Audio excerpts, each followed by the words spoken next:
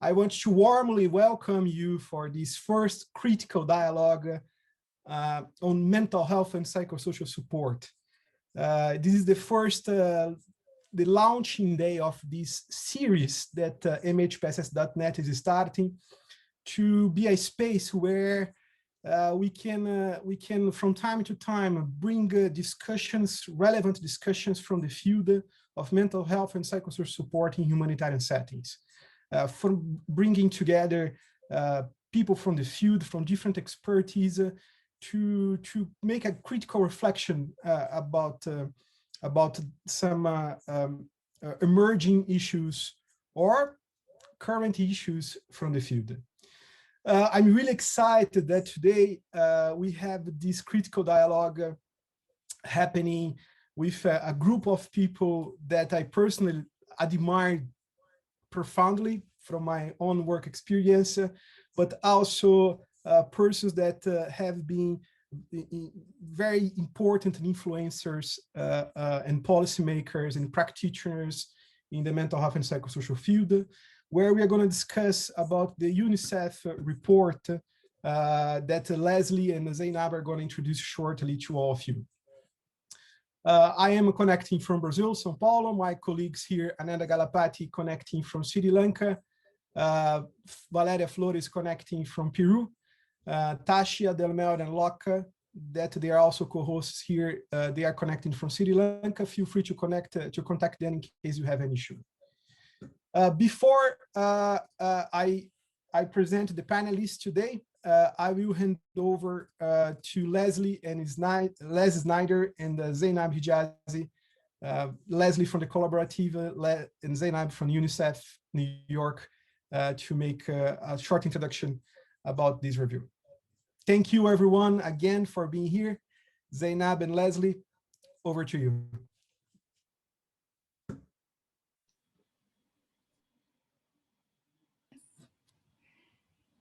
Great. Thank you so much, Marcio. And hello, everybody. My name is Zeinab Hijazi. I'm the Senior Mental Health Technical Advisor with UNICEF, and I'm joining you from New York today. So welcome to the launch of the MHPSS Review of Evidence and Practice to support the implementation of MHPSS for children in humanitarian settings. I'm pleased to be opening this webinar with my dear colleague and friend, Leslie Snider, who is going to help kick us off. Over to you, Leslie. Thank you, Zeinab. So I'm Leslie. I'm the director of the MHPSS Collaborative. And I'd really like to start with the next slide, if that's all right, because this is a very collaborative process in developing this updated evidence and practice review. So it was commissioned by UNICEF. It was supported by USAID and IOM. And we worked together also with the UK MHPSS Civil Society. And you see many of those members on the right-hand side of the slide. Patricia Young in particular, who coordinated a lot of the work with Zeinab. So we really had a wonderful group that was contributing to this.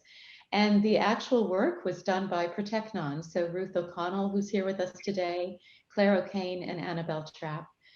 There were contributions as well from the Child Protection Alliance Task Force and the IASK MHPSS community-based working group.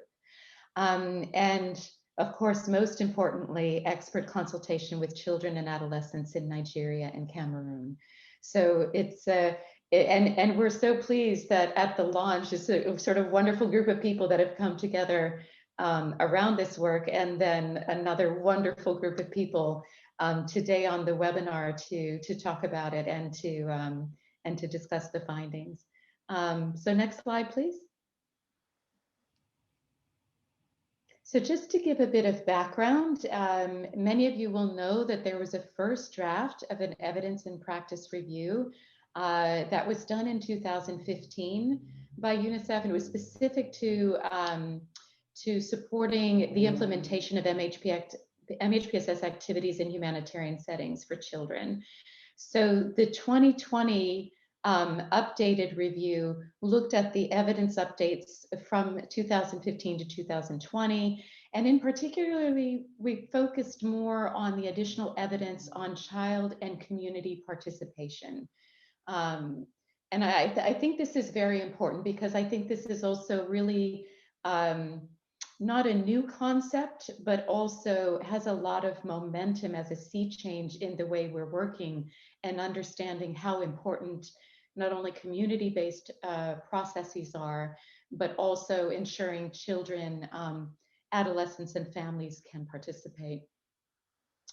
And so we also in 2020 launched, actually in 2018, we launched the UNICEF operational guidelines on community-based MHPSS and humanitarian settings, the 3-tiered support for children and families, and the compendium of resources. So this evidence review has contributed to both of those documents as well.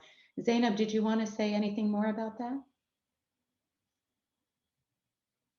No, okay. Can we have the next slide? And of course, this should not be a new model to the group joining here, but the basis of the work that we do with children and families in the MHPSS space is really based on the social ecological model, with the child at the center and these concentric circles of influence of the family, caregiver, the community, and the culture and society. And what we really try to do is decrease risk factors and increase protective factors. And I think this model is so important to understand the spheres of influence that we have in MHPSS programming and the importance of working across all of these. And in the next slide, you'll see the selected areas. This is a bit of an expansion of the previous slide where we have looking at the individual area at the level of the child, their exposure to severe distress, daily stressors, resilience, protective and promotive factors, and looking at family, caregivers, and education as well. So caregiver mental health, the risks associated with alcohol and substance abuse, both protective and promotive aspects of the parent-child relationships, and in caring for the caregivers themselves. And then in education, schools can both be a source of support and are absolutely essential to children's development, but they also can be sources of risk. And so looking at where MHPSS intervenes in education to ensure schools are nurturing and safe and supportive places, and that teachers have the support they need in order to be able to implement in that way. In the community, stigma as a risk factor and other areas where there are potential for more social support, social cohesion, and protecting children. And then multiple layers as well around children's participation, violence, gender-based violence, and multi-layered approaches. And I think the next slide is over to you, Zeinab.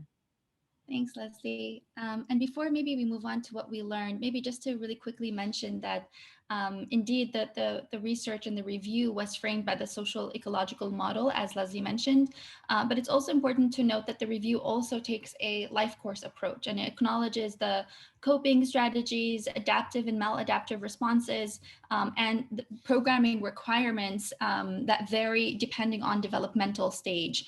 So you'll notice that the way that we very intentionally include a breakdown and specificity of age groups from infancy and preschool ages of 0 to 5, school age 6 to 12, and adolescents 13 to 18. So what did we learn? What we wanted to do today as well, before we get into the wonderful and critical dialogue that we're gonna have with our panelists today, is to kind of give you a sense of some of the outputs and some of the key learnings from this review. So we, of course, learned that marginalized groups are largely excluded from analysis and interventions. And of course, as we know, historically, marginalized groups have been largely excluded from analysis and interventions. And we have further validated that MHPSS interventions frequently fail to reach all groups, such as children on the move. There are evidence gaps in research and interventions that are addressing MHPSS needs of children with physical, psychosocial, and intellectual disability. And we've learned that more effort is required required to understand their specific needs in order to develop more inclusive, effective MHPSS interventions. Really, a minority of the studies used a gender and diversity lens as well, and there was a lack of attention paid to the specific MHPSS needs of LGBTQI plus adolescents during and after humanitarian crisis. And so more effort is required to comprehend gender-related social norms to create interventions that promote non-discrimination, well-being, and equity for girls, boys, and people of other gender identities. We learned that there was limited evidence on the youngest children. Children under the age of 10 are very often excluded from research, particularly those under the age of 6. Future research should concentrate on improving interventions for younger children in humanitarian settings. A systematic review to assess the efficacy of MHPSS interventions in preventing post-traumatic stress disorder in children 0 to 11 living in war and conflict affected societies is currently in development, and a life course approach is required to increase the effectiveness of interventions throughout a child's life by taking into account intergenerational determinants of health and well-being. We learned that there is a huge need to expand research across the ecological framework with increased focus on structural issues. And we also found, to no surprise, that inadequate capacity limits the delivery of MHPSS interventions. There is really a shortage of trained MHPSS providers in humanitarian settings, and where the concept and practice of mental health and psychosocial support is new. Short-term assistance can lead to fluctuating short-term strategies. Next slide, please. So what else did we learn? We learned that there is an insufficient cultural understanding and engagement of children and families and communities, which limits MHPSS outcomes. And this was really one of the reasons why, through this review, we really wanted to hone in and focus on child, adolescent, and broader community participation and engagement in MHPSS programming and services.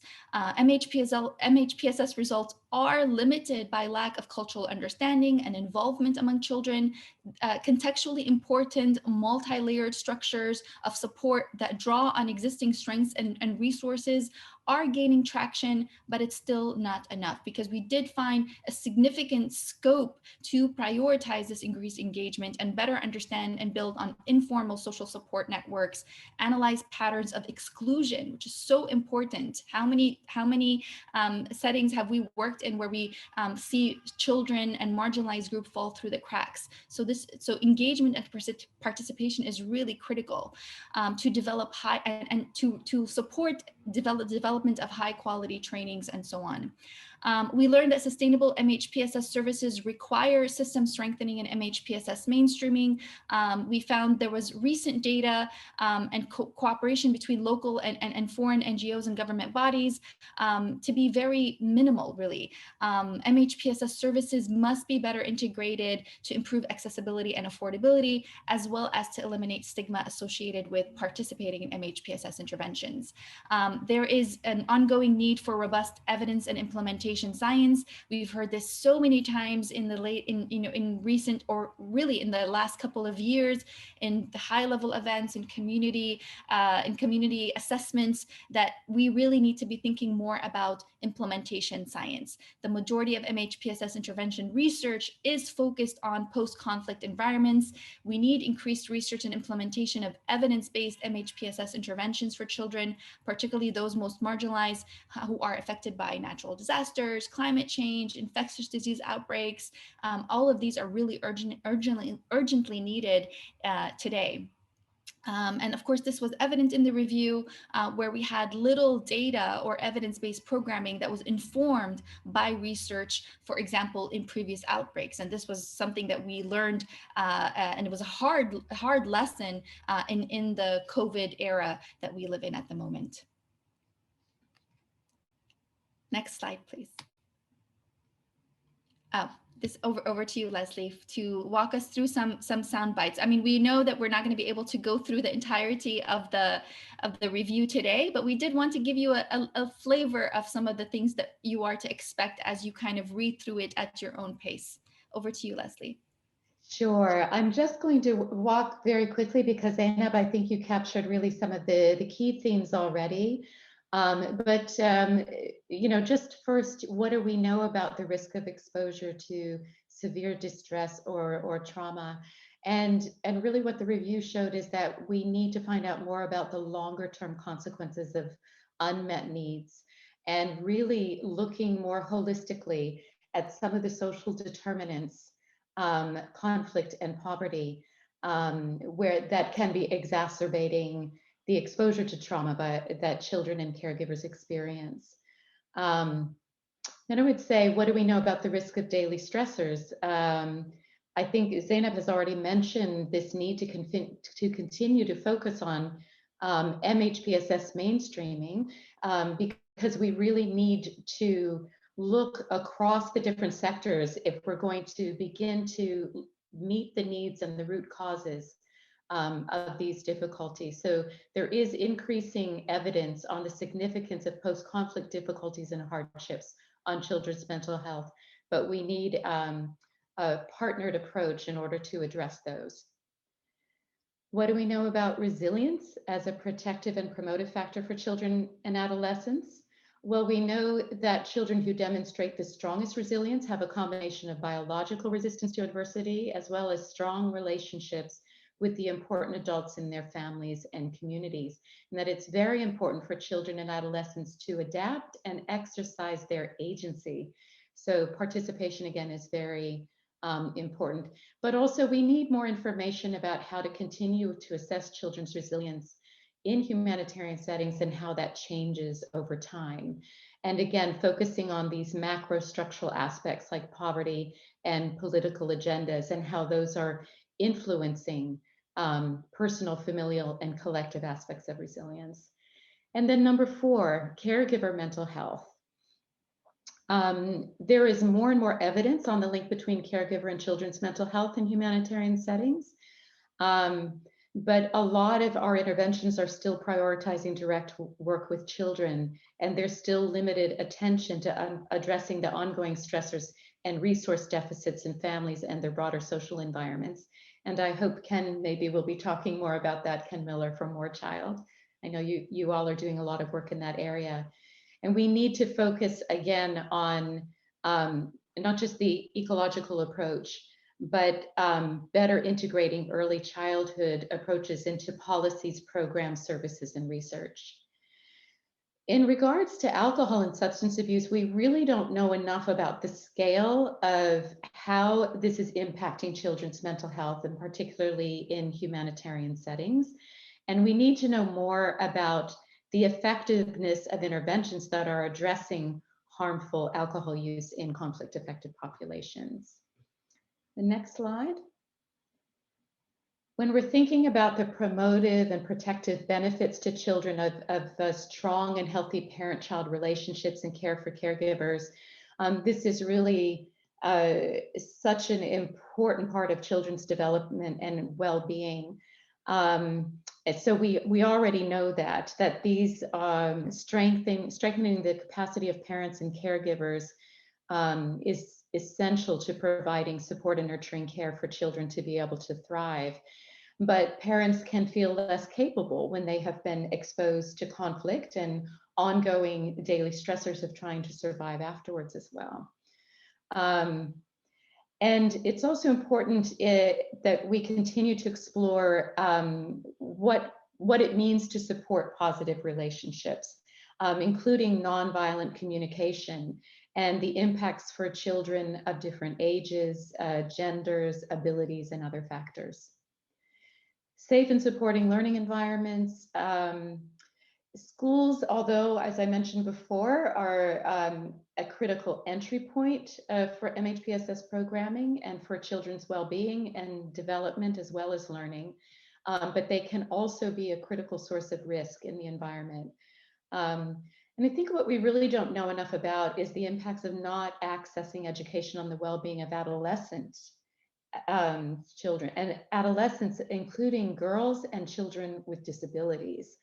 And there is such a higher number of adolescent refugee children who are out of school, for example. This is really a critical factor.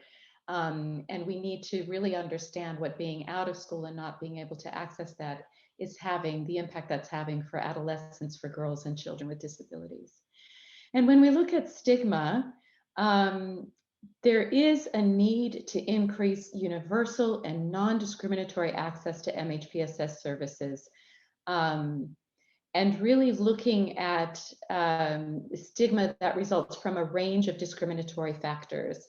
And those can really vary in different contexts. So gender or sexual identity, disability, refugee status, and really begin to look at the root causes of what's actually determining mental health. So with things like youth violence and self-harm, stigma is often a risk factor there, and we need to begin to tease these things out so that we can really address the root causes and not just the behavioral effects.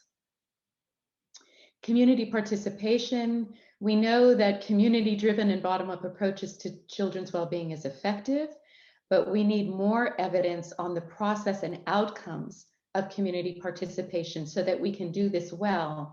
And how do we strengthen informal support networks that are already existing? And finally, it's a very important topic is violence against children and gender-based violence. And evidence is indicating the need for increased intersectoral collaboration among child protection, protection of women, MHPSS, education, livelihood, and health. And there are certainly mixed results about whether violence increases or decreases in settings affected by disasters, for example, in armed conflict. So we really need to look more at developing interventions across these multiple layers and seeing where it is that we can have the best impact in preventing violence to improve children's mental health and psychosocial support outcomes. And I'd like to just mention that in a lot of these recommendations, they are mirroring other processes that have been ongoing. And one of those is at the Ministerial Mental Health Summit in 2019, where there was a child and adolescent group that came up with 4 recommendations. And I do see a lot of similarities as I read these to the recommendations that came up from that summit and that were followed on also with the Copenhagen 2020 action plan.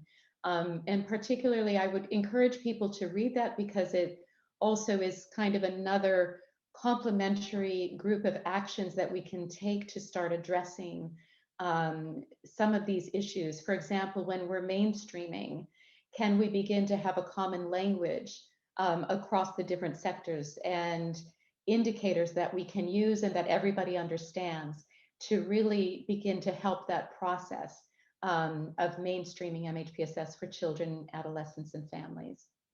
So I'll close here, and we can put a link to the action plan in the chat as well. Thank you so much, Leslie and Zeinab, for giving all this context, all this report background, and such a comprehensive summary. Which is, I think, the hardest part is really to make a summary of this report. I strongly recommend here for the persons that haven't had the chance to read it, do so. There are places that I'm sure you're going to feel identified and some that you are going to struggle with because it's bringing from the field what has been developed and the opportunities and challenges. So I just want to tell all the participants here in this critical dialogue that you can write questions or comments in the chat box. And we will see the best way that we can convene this to the panelists. And let me also explain briefly here how we are going to work now with the panelists. So basically, the whole idea here is really to have a round table, as everyone could perhaps feel in the same room or around a dinner table, having a dialogue on this report. The panelists, they will be by themselves talking to each other So it's not talking to me, but talking to other on the points that we have been raising, and from their own also perspective about this report. Quickly here, I have the pleasure and the honor to pass on to the panelists.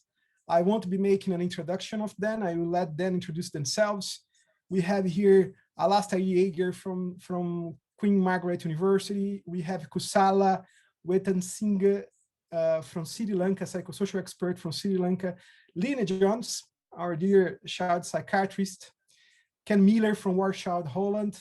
Fanet Sok from TPO Cambodia, which is quite late for her, where she's connecting from. And Mike Wessel from Columbia University.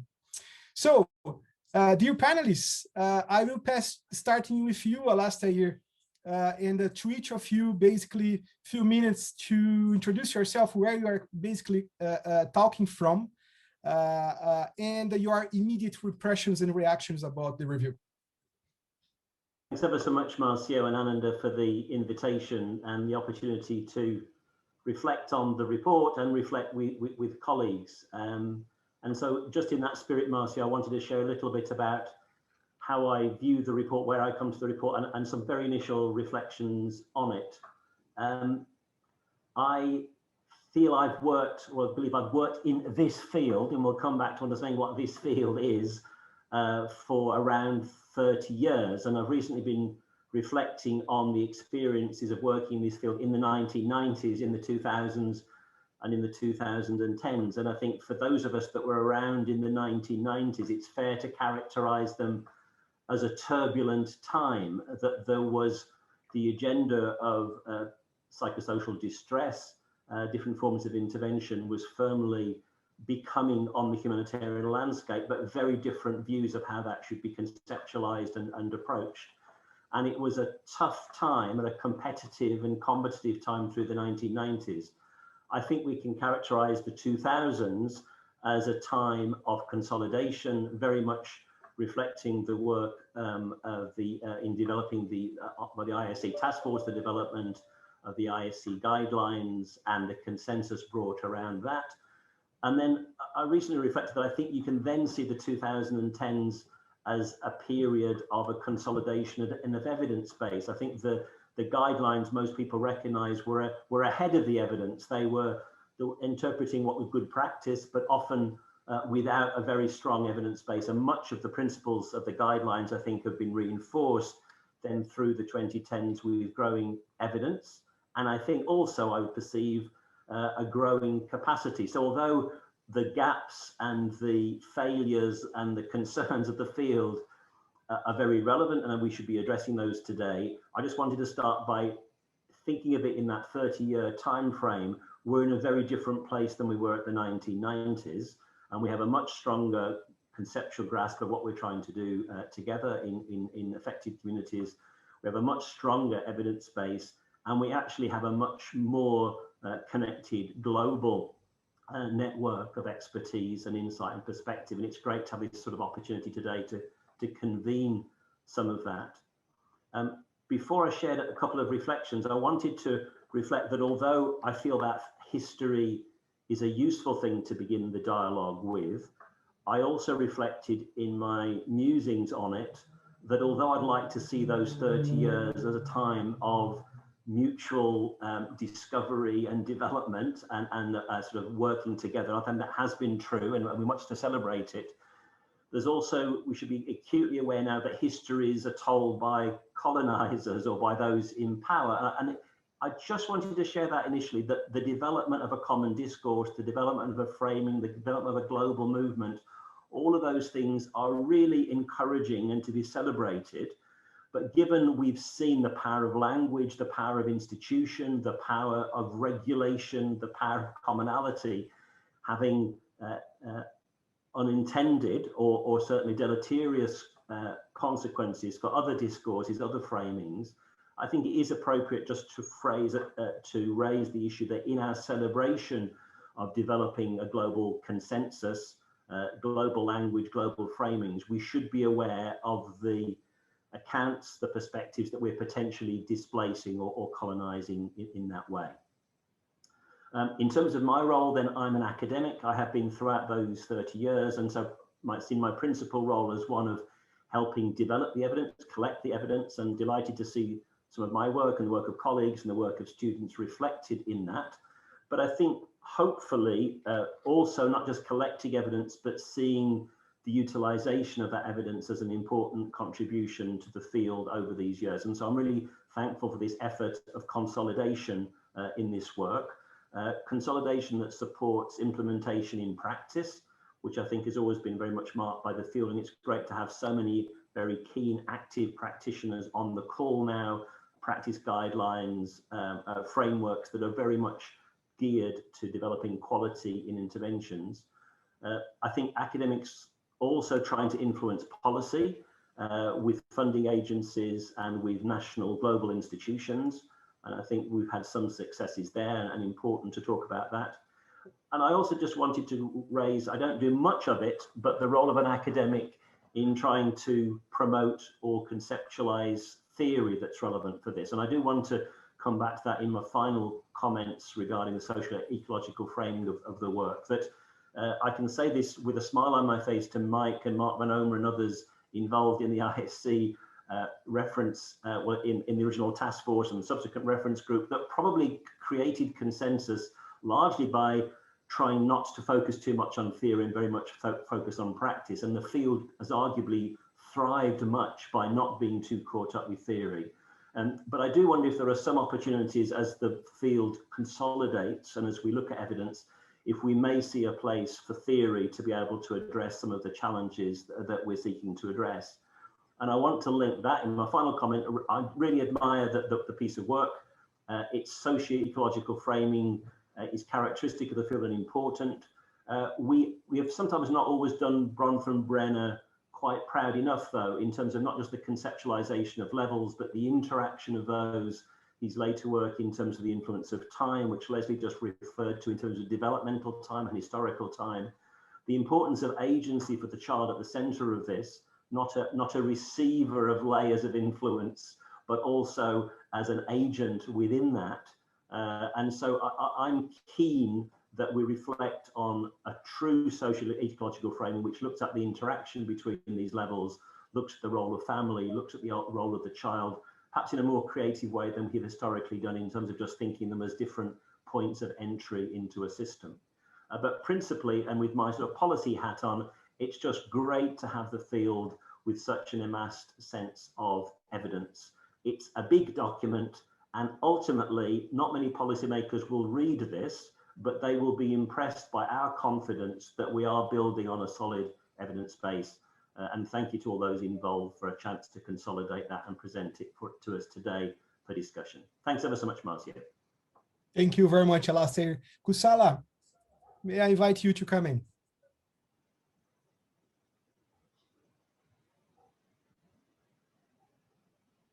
Hi, everyone. I'm Kusala Vittasinghe. I am happy to be in this room with many giants or pioneers of the psychosocial sector, which I have entered only for the last 10, 12 years. So my background is actually, I came to the psychosocial sector mainly from community development. I worked in the community development sector for about 14, 15 years. And I had the opportunity to work with an organization that was actually very keen on reflecting, very keen on self-critiquing. So it was, although I went there without much experience in community work, it gave me the ground to question, to understand, to challenge some of the things that we ourselves were doing.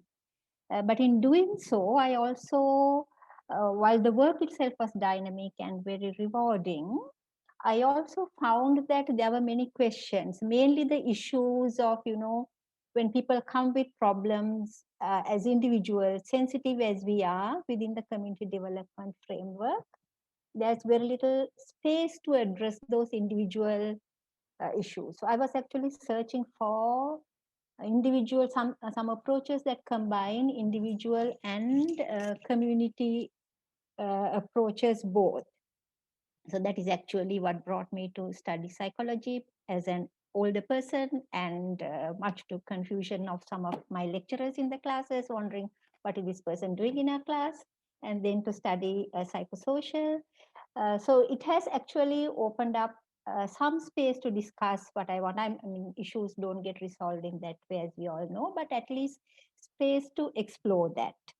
So I read the document coming from that perspective, in the sense like from the time that I was involved in community development to psychosocial work, I I recognize and I relate to problems from this multi-layer, multi-dimension understanding that problems are inherently complex. It's not like didactic relationships between one person, a mother and child, or a teacher and a pupil.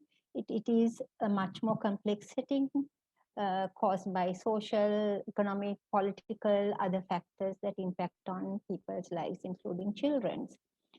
So coming from that perspective and reading the document, it is a very important collection of examples of what is happening in the psychosocial sector, in the MHPSS sector, and the range it covers is really very rewarding to read. But coming from my perspective, I'm also questioning, or not more than questioning, I observe that most of the research or discussion and framing of research also, although we talk about MHPSS, still leans very heavily on mental health disorder, mental health problem perspective to understand the problem. So there are three things that I see. One is that you define the problem, the intervention, as well as the outcomes in some of the research are discussed from a mental health, a deficiency focus. There are also other research that where you accommodate some of the psychosocial aspects that bring in different dimensions, that multi-sectoral participation and all of that. But the issues are discussed still in terms of pathologizing or mental disorder perspectives like PTSD, anxiety, other issues, and the outcomes are also referred that way. So in a way, we are still within the framework. We recognize the issues that are are complex, is contributed by different aspects, but we still discuss it in terms of individuals. So this raises to me questions. I mean, the very well discussed question that I think most of you are familiar with, whether the responsibility of dealing with that issue then lies with the person to cure themselves, or lies with the people who are providing that services to cure this child or the person. And the more the structural issues, the power dynamics, the inequalities, iniquities, those largely sit there as unaddressed issues. But there are also other examples in the report that I found very interesting, where the problem is framed also as psychosocial and the outcomes are also discussed, such as in personal goals or more holistic understanding.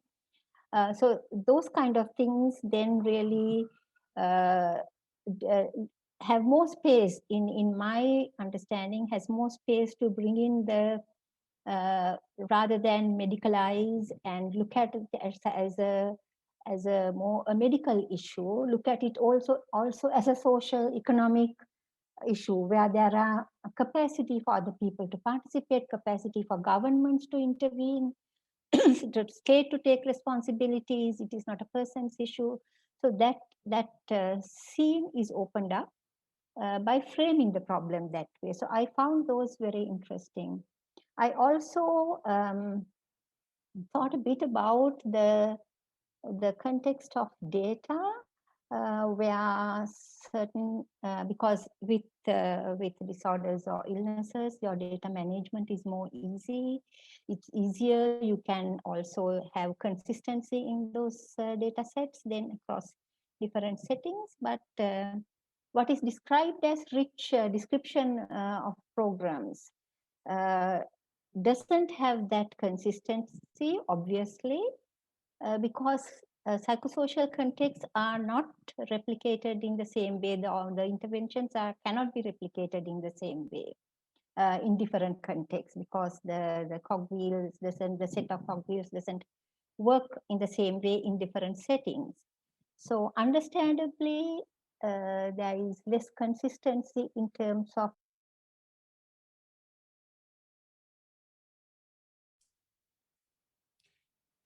Hi, Kusala. Yep.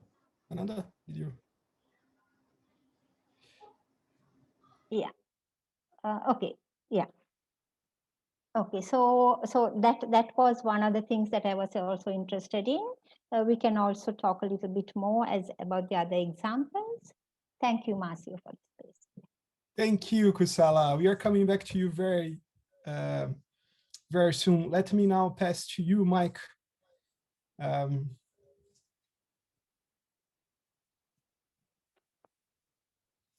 Thank you, Marcio. So I wanted to thank the organizers of this dialogue, because I think we need a lot more critical dialogue as a means of taking stock of where we are, and not sort of doing the same old. You know, the era of Black Lives Matter and climate change and a whole nexus of other issues really do demand that we start thinking about these structural factors, as Kusala was pointing out. I found a lot to value in the evidence review. It's tremendous to see the growth and explosion of evidence and the seriousness with which people are trying to identify the actual outcomes for children. And that's a big difference, as Alistair was saying, from 30 years ago. But I wanted to say that I come to this field from the standpoint of working very closely with community people and with young people. And I've become, over the years, more profoundly impressed with the importance of community agency, with the voice, the decision-making capacity, and the importance of putting power in the hands of local people. And I have to say that when I look at the field as a whole, as indicated in the evidence review, what we're seeing pretty much, I think, is a field that in which the power emanates from the global north. I mean, the vast majority of interventions are Western. Local culture, as Zeinab was saying, is too quiet and has been marginalized. We don't, and then power in the local setting is problematic. When we engage with communities, whom do we engage with? Is it the better off people? Is it the people who are part of the local elite? Or are we actually reaching the people who are on the margins and in very difficult circumstances? And with regard to the nature of the evidence, I, like everyone else, think that quantitative evidence is really key. But I think that many of us on this call are also very attuned to the importance of qualitative evidence. And, to hear the narratives of children, for example, who are born of rape or who, are have various kinds of disabilities or LGBTQ+, these are relatively missing in the report. And I think a lot of evidence reviews cave in prematurely to the global standards about what counts as gold standard evidence and go with the RCTs. I'm not at all an opponent of RCTs. I think they're profoundly important. But good science requires deep listening, a lot of humility, the willingness to get out and to learn from marginalized people and to learn from indigenous knowledge. And I would say that we're seeing is excessive coloniality in the epistemology and in the approaches taken to measurement. So for example, on former child soldiers, I remember working in Angola and finding that a lot of their stigma was based on spiritual contamination, and that the conduct of traditional cleansing ceremonies was a really key step for removing that stigma. And I'm not trying to romanticize those approaches, but it's very clear that the knowledge is emanating so much from the West and that we're doing too little to learn about local idioms of distress, local networks, local practices, local resources. And with regard to participation, we're treating, I think, too much participation as something that we allow rather than as a fundamental right and something that communities already do. So again, these issues of power come to the fore. I also would suggest that we need to focus more on issues of prevention. I would say that the field, as evidenced in the report, is stronger on response than on prevention. But isn't it an ethical imperative to not sit back and wait for these horrors to befall children? Because a lot of them stem not from the conflicts themselves, but from displacement, or horribly even from our own interventions. And broadly, I would say that we've got in the report itself and in the field, we may not be giving sufficient attention to the do no harm issues associated with measurement itself. So I still continue to see lots of academicians and well-intended empiricists engaging in what I would call extractive approaches that take from local people, but that are not associated with any kind of meaningful giving back. In a lot of cases, there's not even a feedback of what one finds. There's a lot of raising of expectations, and these things are really problematic. A term that I think may be missing, and it's certainly muted in the report and in our field, is sustainability. And yet we find that we're working in the era of the triple nexus with emergencies increasingly prolonged over decades.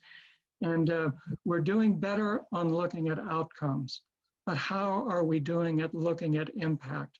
If we go back 5 years, 10 years later, can we answer the question adequately? What was the wider impact of the MHPSS inputs and work overall, particularly compared to people who did not receive those benefits? And I think that overall, we're finding as well that our work is too siloed. We will never address the structural factors if we're not putting factors such as economics, discrimination at policy level, all the way down to social level, and if we're not addressing social norms change. So these are some of the areas that I think were touched upon in the report, but that challenge us to rethink our approaches and to re-envision how we ought to be doing humanitarian work. Thanks so much. Back to you. Thank you so much, Mike. It sounds that the old questions are still quite present. Lina, can I bring it to you? You can, but Mike has stolen my speech and put it so much better. I don't know what I can say now. No, I agree, first of all, with everything that he says. I've been, and you know, like power and prevention, they're the two key words. Thank you, Mike. Thank you, Alistair. I think I've been as long in the field as all of you, but I've never called myself a researcher because I'm a child psychiatrist and a practitioner, and my practice has always been in humanitarian settings. But for me, the child's voice has been primary, and the only way I've been able to put that out there is, first of all, through books, occasionally funded reports where I'm allowed to actually publish what children tell me, and then most recently a website. And that's become a kind of obsession, and it doesn't fit in a conventional research field. So that said, I started with criticism because I'm bouncing off Mike, but I actually wanted to start with the things I want to congratulate the authors, because you did a really great job. And I am very grateful to have this research gathered together in one place so that I can update my own knowledge. And it's amazingly laid out. And just the chapter headings show the move that Alistair's described. You know, when I started in this field, it was all about PTSD in individual children.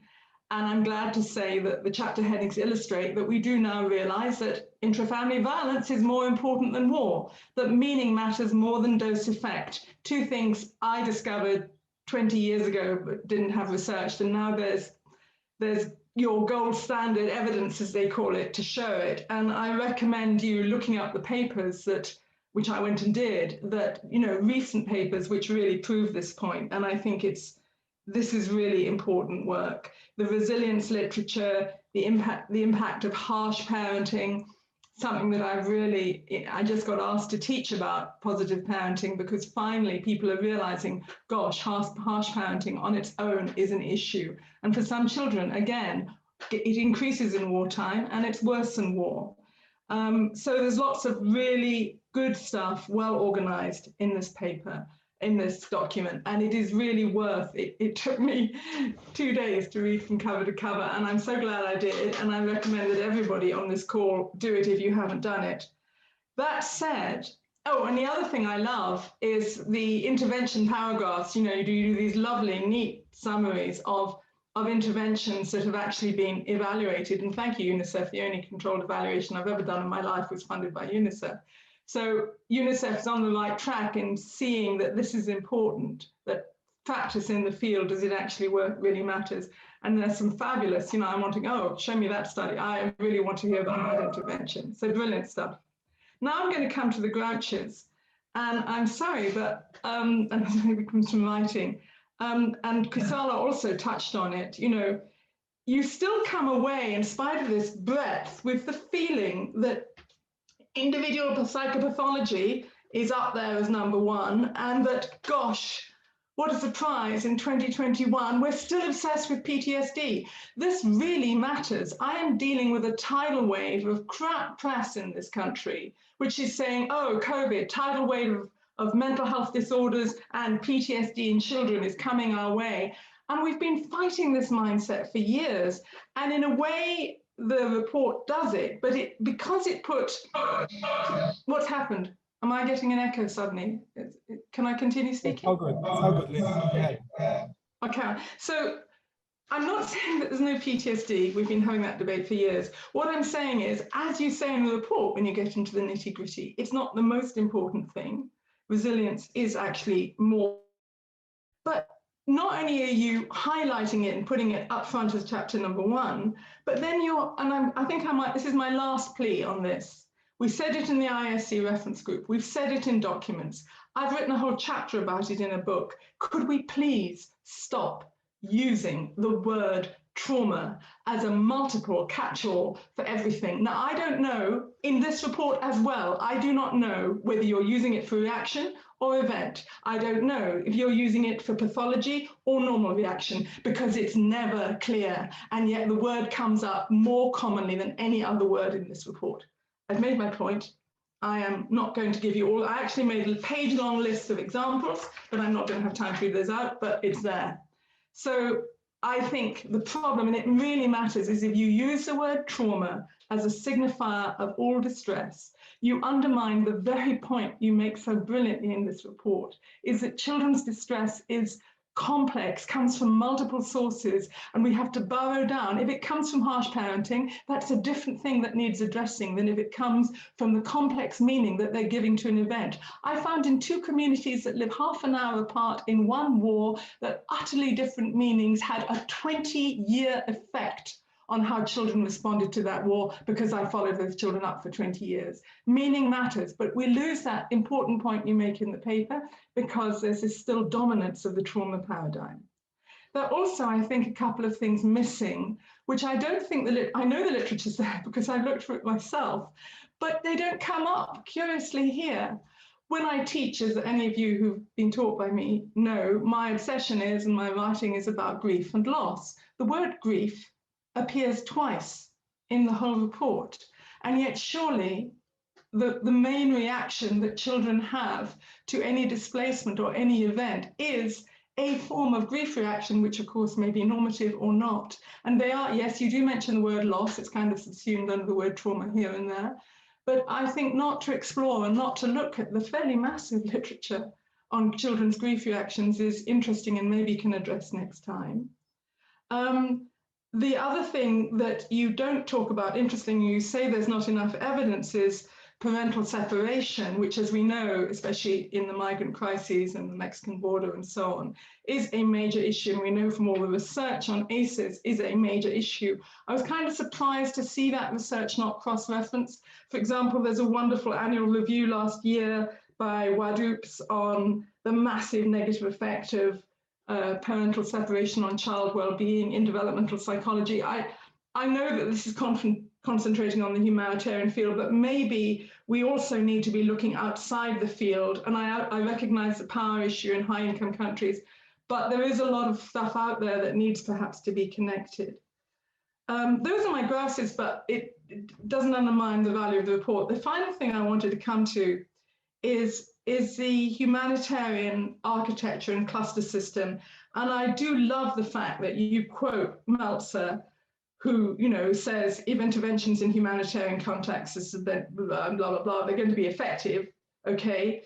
We really need to address what's going on with humanitarian architecture. Mike has stolen all my points about power, but let's just look at the fact that the cluster system as it stands today, our emergency response system as it stands in a current, whatever category level emergency where we all fly in, is exclusive, Western dominated, and does not connect with local communities. It ought to be abolished. Secondly, MHPSS is a cross-cutting issue. How often have we said that? And so we all run around trying to go to every cluster, going bonkers and not doing effective work. We're all sitting in the ghetto of a child protection cluster and talking about child-friendly spaces and feeling totally fed up because there's so much else going on. If any kind of cluster is going to go on, I think we have to turn around and say MHPSS is so important and so cross-cutting. We need it as a central issue where we all gather and we demand that somebody from all the other sectors comes to that cluster. Let's stop being the poor boy or girl, sorry, of all these clusters. But ideally, I think we ought to rethink the cluster system as a whole because I feel it's not working. And one of the reasons it's not working, yes, I'm coming to the end, my final point is, what is also left out, and people who know me will be fed up with me banging on about this, is that great that you tackle climate. You mentioned climate change at the end and you recognize, and great that you mention excluded groups. But the presence of all of us is utterly absent from the places that I have been working in the last 5 years. The informal yes, I know the reasons, informal settlements that exist across Central America, on the US border, in Europe, and now in other places and islands as well, where UNHCR, UNICEF, the UN architecture is not there because it's not invited in, and only MSF and MDM and occasionally TEDOM come in and do stuff. And mostly, and this is what's so exciting about it, it's refugees helping themselves. So it's turned our architecture upside down. But then when those big agencies do come in, they disempower the people who've actually created functioning, organized communities. They take away their power and they marginalize them and they don't listen to them. And I've written another book about this, but I beg UNICEF to address this issue. I beg all of you to address this issue because it's an issue that is going to grow and grow. 2 people every second are displaced by climate-related emergencies. That was last year's figure, so I'm probably out of date. 1 person every 2 seconds. Sorry, I got that wrong. I will shut up, I've said too much. Thank you very much. Thank you, Lena. I just want to acknowledge there are many people here commenting the chat and exchanging the chat, so that's very helpful. Thanks for doing so. We will see how to accommodate as well some of the comments and the questions during the presentation. And now I pass to you, Ken. Can you hear me okay? Quite well. Okay, great. Wow. It's actually super fun to be with you all and also with this group of panelists, several of whom were heroes to me when I was just getting into the field. I realize saying that makes me sound younger than I am, actually. Maybe I just got into the field late, but it's also really interesting to hear the historical perspective that Alistair and I think Mike also brought to bear, and Lane as well. I think that the good thing and the challenging thing about going last, I guess, is that on the one hand, there are several points that I just completely agree with and won't repeat. There's no need to be redundant here. I think what I want to do is just tailor a few comments that I think complement what other people have said. So first, a big thank you for this report. This was a tremendous amount of work, and I really enjoyed reading it. just so people know, by the way, I used to be an academic. Now I'm a full-time researcher based in Amsterdam at War Child Holland. A lot of my research has been looking at what has, for better or worse, come to be known as daily stressors. I don't think it's a great term, but that's the term we landed on, and that's the term that's sort of taken off. But what it refers to, I think, is enormously important. It is the difficult social conditions, material and social conditions of everyday life in humanitarian settings. And as I think we now well know that, when the field first got started, there was such a heavy focus on what was presumed to be the effects of, prior exposure to armed conflict, the violence and the loss, that we often forgot to ask about the conditions of people's lives in the here and now, the impact of poverty and discrimination and marginalization. A great example is sexual assault. The assumption was if a woman was showing signs of trauma from sexual assault, that we just had to heal that rape-related trauma, without considering that maybe some of that hyperarousal could be due to very realistic fears of being marginalized or killed within her own family or community. To restore honor, or in Guatemala, women would be completely ostracized because they were viewed as dirty and brought shame on the family. And the here and now mattered every bit as much as the before. But the field, I think, has come a long way. And I think there's a recognition of this sort of ecological framework as the way to work. And the value of the ecological framework to me is that, and this is embodied in the report, I think, is that it does away, at least to some extent, with the dichotomy between should we focus on trauma, should we focus on these daily stressors? The answer is yes. We should focus on every level of the social ecology. That's the IISC pyramid. That is the approach. And the battles that exist, I think, have more to do with the relative importance of each of those levels and when we focus on them. But I think the idea of thinking about the past, the present, and then all levels of the present, all levels of the social ecology, the field has moved in some very important ways just since I got into it. And that's been exciting. Science moves slowly, change comes slowly.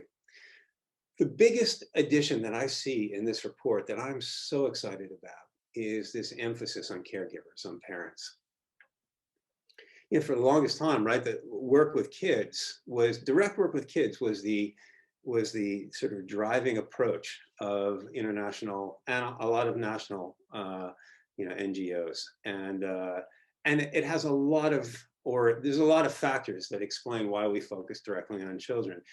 And without going into them, we now know from study after study after study that kids in conflict-affected communities and humanitarian communities are as likely to be distressed because of what's going on in their homes, in the school, in the community, as whatever sort of conflict-related exposure they may have had. And so what we have historically been doing, I mean, let's be really clear about it. We've been treating kids for distress and sending them home to the very homes that in some instances are generating or exacerbating or continuing that distress that we are trying to heal or build resilience against.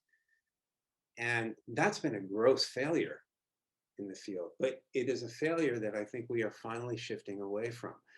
Hend Elton-Nomley wrote a beautiful paper a couple of years ago, a systematic review looking at this kind of, think of the family stress model is one way of thinking about it, this pathway from heightened parental stress and distress because of the conditions they're living in to compromised parenting, increase in harsh parenting, decrease in warm and responsive parenting, to its impact on kids.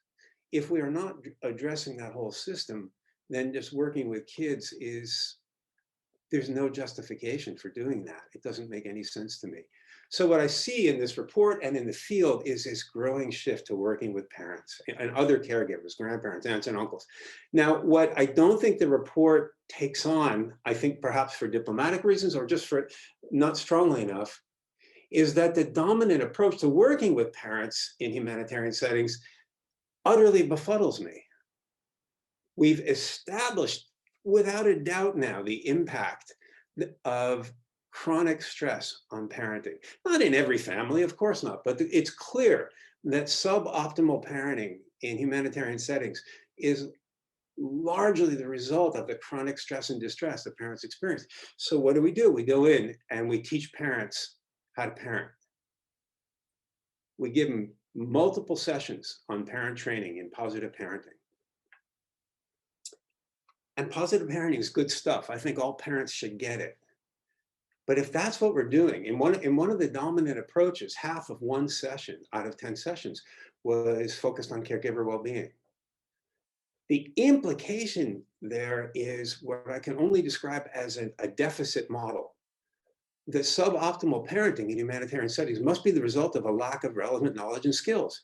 And I can't fathom why we would assume a deficit in parenting knowledge and skills among Syrian parents or Ugandan parents or other parents or Colombian parents that we don't assume among other kinds of parents. It's also not consistent with the literature. And what I slowly see happening, Mercy Corps has a good example of this, and I think War Child Holland, our caregiver support intervention, which has a primary focus on parental well-being, I see us shifting now to become more consistent with the literature, focusing on parents' own well-being, their stress and distress, layering on positive parenting, because all parents can benefit from it. There's no harm in fact, there's a lot of good to be done by teaching all parents methods of nonviolent parenting and increasing the role of dads in their little kids' lives. So this is all good stuff, but we need to also take a strengths-based approach and assume, for example, that Syrian refugee parents were parenting on the whole probably just fine back home before war and forced migration turned their worlds completely upside down. Now, I'll just make a few other super quick bullet points so we have some time for discussion. I have to say, I think if you read the Bang Pan et al. Review, which is a phenomenal review on MHPSS with kids and adults, it's cited quite a bit in this UNICEF report. It's clear that our impact on kids is much shakier than it is on adults, on all of the outcomes studied. The effects just have not been as good, and they're inconsistent, and the quality of the studies is inconsistent. And that's much less so than with adults. We do find some effects on PTSD, and Lynn, absolutely, I agree with everything you said about PTSD, but staying with the report for a moment, yeah, we do find in both that and the Pragado report, which is also cited in the UNICEF report, we do find a reduction in PTSD, but absolutely no clear effect on depression, no clear effect on anxiety, and some kids get worse. Their trauma symptoms actually get worse. And one of the key things that we don't talk about so much, because researchers forget about this, you can have a really statistically significant drop in PTSD symptom levels. I just saw this in a paper the other day. But actually, all you do is take kids from severely traumatized to moderately traumatized. I don't think that's a cause for celebration. Now, as a researcher, that's a big publication. You've just got P less than 0.0001. That's a big effect size. But if you're a 9-year-old kid and you're still really traumatized, you're still struggling with all those symptoms, you feel lousy. And that's not enough. And so where I want to go with that is to say, I think something, it may have been Lynn who said this, I'm not sure. I think one of the reasons we are not having as big effect with kids as we do with adults is kids are dependent on multiple settings over which they have limited control that have an enormous impact on their well-being. And the family is the biggest one. And we are only now beginning to recognize the absolutely essential nature of supporting families, supporting parents. And I think when we do that, we will find we are going to maximize our impact on children as well.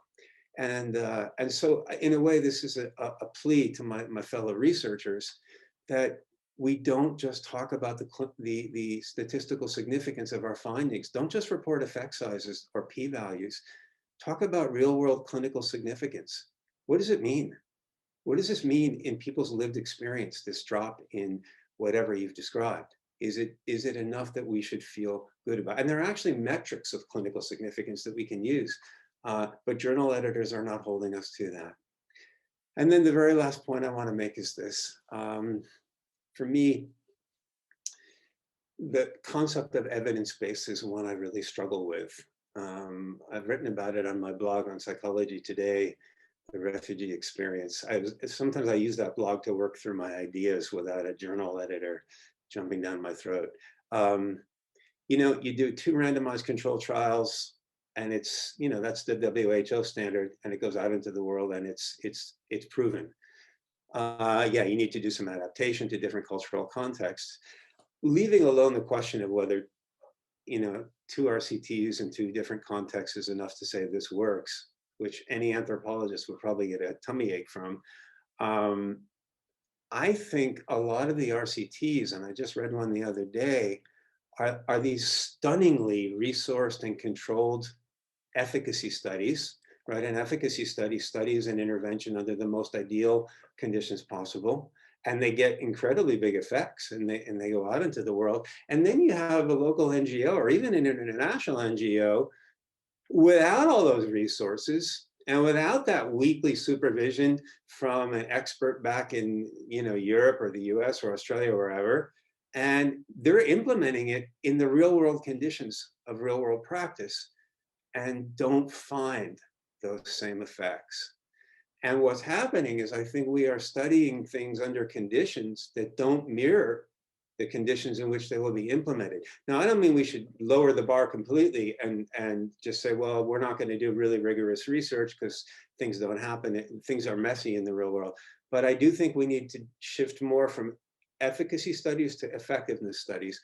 Can we study the effects of interventions in more real world conditions with less control and see what actually happens? And how can we help ensure quality and fidelity of implementation in ways that organizations can actually do without all the RCT resources that lead to those really big effects? Otherwise, we have this enormous gap between research and practice, and that's a problem. So I'll leave it there. Thanks. Thank you so much, Ken. Just to say that sometimes I truly believe that some of those global meetings and what happens the stage is really not the real, or let's say, the real part of those meetings is what happens in the coffee break when people they are talking. And I have this impression that we are really talking about the coffee break talks, and I'm so glad to see that. Now, Fanet, I am over to you, my dear. Just to say that I know that Fanet, it's raining a lot there, and if there is any connection problem, we are aware of that. Greeting you all. Thank you for giving me this opportunity to join this discussion. I am not a researcher, so very nice and interesting to hear from a senior researcher and academic persons about this review. So just to introduce myself about where I am from and what lens that I'm using to look at this review.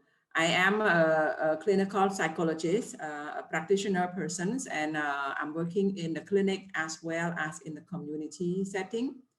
I am also offering training capacity building. I'm a lecturer in the social work department as well.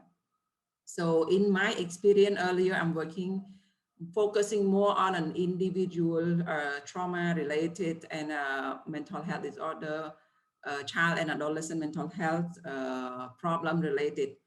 But then the more I'm started working, I see that it's, I miss something that individuals using the individual work and individual intervention might not be good enough to respond to the need of the children and the family. And luckily, my colleagues start asking me to join with social work department, and then I gradually learn about the social economic, the person in environment intervention or perspective, and I look at this review, and the first thing I appreciate is that the review have used the lens of socioeconomic or the cross-cutting. So the review have looking at different aspects of the need of the child and the family, and which is responding to what I'm practicing in as well. And I'm quite happy seeing that the review have been highlight the risk factor, the protective factors, the stigma, the gender GBV issues is one of my interesting, because I'm working directly with domestic violence, children survivor of domestic violence, and women living in that circumstance. So I'm focusing on that and looking at the study and review about this GBV, but somehow not quite a lot good enough, but still because I'm a practical person, so I'm looking at what is really happening in my work, in my field, in my community that I'm working, and is it something that this review have been representing or not. So most of it have been covered. The only specific specific things that I'm still looking at, maybe I miss it somewhere, I haven't gone through it in detail. The mental health and well-being of children who have been brought up by the first generations. Here it's, I don't know whether it's common to some other place, but here parents leave their children with the grandparents, and they have to go to work to earn money. And this part of aspect, when I'm looking at it, I'm trying to see whether is there any review and is there any study about this intervention, because here we're working in providing psychosocial support, either individual or family intervention or family role into that. But we find it very hard to how to involve very seniors, very old folks in raising children and thinking about their well-being and their developmental stage when they have challenging in reading and in understanding parenting style. They use violence as a method of parenting. So that's quite a challenge, and I wonder whether how is that intervention? Is there any intervention impact on that? Any study on that? Another aspect I'm looking at, because I'm working with prisoner in some of the project, we're working in a prisoner, and children have been placed in the prison along with their parents, and there is no such service to them, and our project have to come up quickly in terms of how we can care for children who have been placed in the prison sometimes. And one of the work that I'm working is that trauma that passing through to the second generation. It means that their parents have been traumatized and have been living in, you might heard about killing field happened for 3 years in Cambodia, and it's quite a trauma situation. And then those parents have lost their parenting skill or perspective about parent. And so what is that impact between those parents who have been lost their adolescent, they lost some part of that development, and now they're raising another generation. So with this type of lens, I'm looking at that, and I'm using more of the questions I would ask about whether review has respond or representing what I'm doing or not, whether which part of the review have been missing, what it could be better for this review to be included.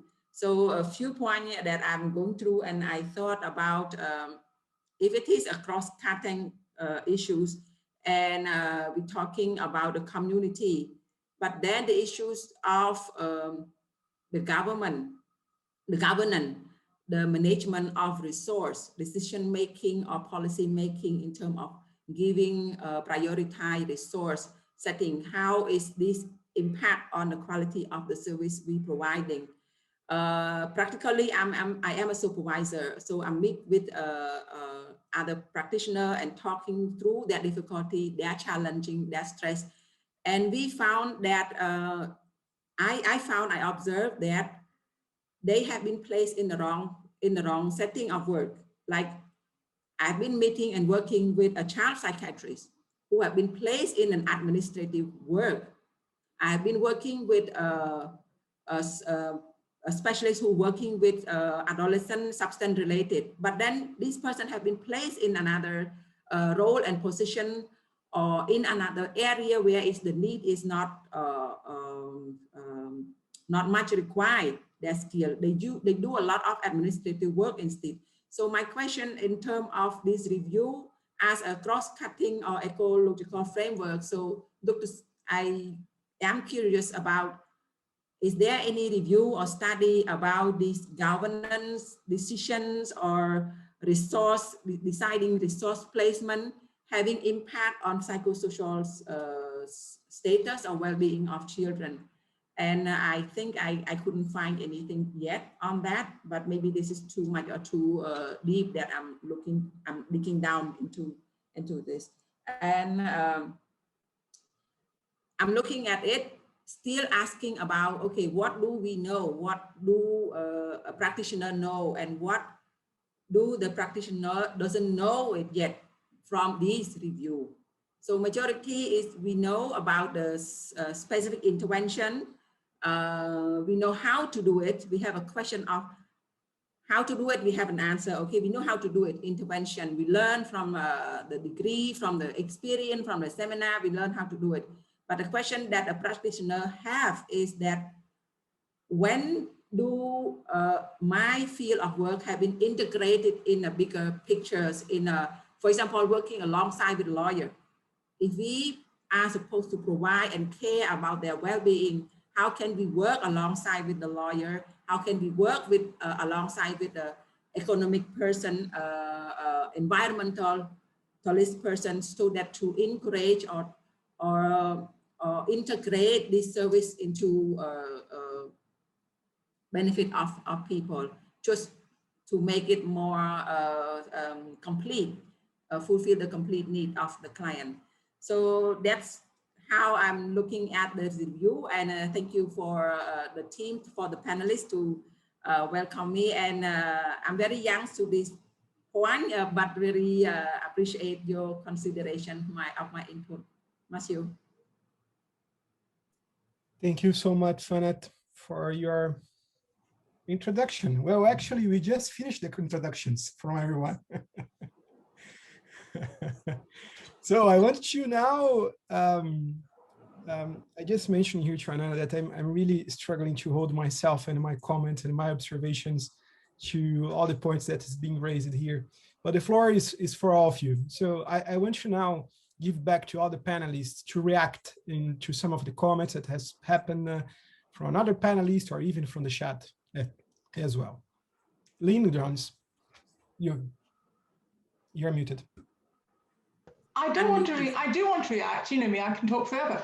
I wanted to ask if they're brilliant comments, and I'm trying to follow them all. I don't know if you're curating, but I just wanted to ask if anybody from the audience would really like to say so, ask a question directly or something. You know, they may have been shy of writing. Not everybody can write, whatever they may want to speak. So I just wanted to say maybe that if I'm happy to stay, I thought it was from 2 to 4. I mean, whatever your time is, wherever you are in the world. Anyway, I'm around. I'm happy to chat and answer questions. Thank you, Lynn. But would you have any comment you would like to pick up from what has been said from the audience? Well, yes, obviously. Obviously, I mean, first of all, thank you to our last speaker, Panat. I'm so glad to have you and your colleagues here, because from what I said, I feel that we don't hear enough from people on the ground. I mean, I think one of the good things about the pandemic is that I've been confined to Cornwall and have to answer questions from local practitioners in the field who are doing things for themselves and really checking out the validity of all we've done. So, as you know, we've got this slogan now, let's decolonize aid. I suppose I have a direct question to you two. Are we doing it? And probably we're not.